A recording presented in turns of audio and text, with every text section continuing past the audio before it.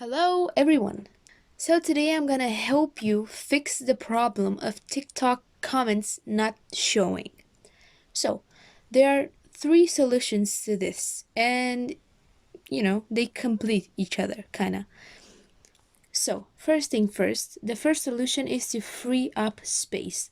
For that, click me to go to your profile, then the three dots in the top right corner, then scroll down to free up space, and from here you clear the cache and the downloads.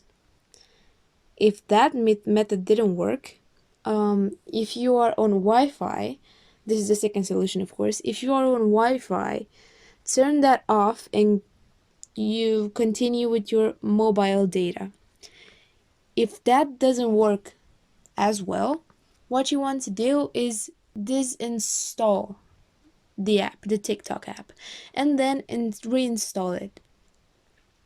And then the problem should be fixed, more than sure.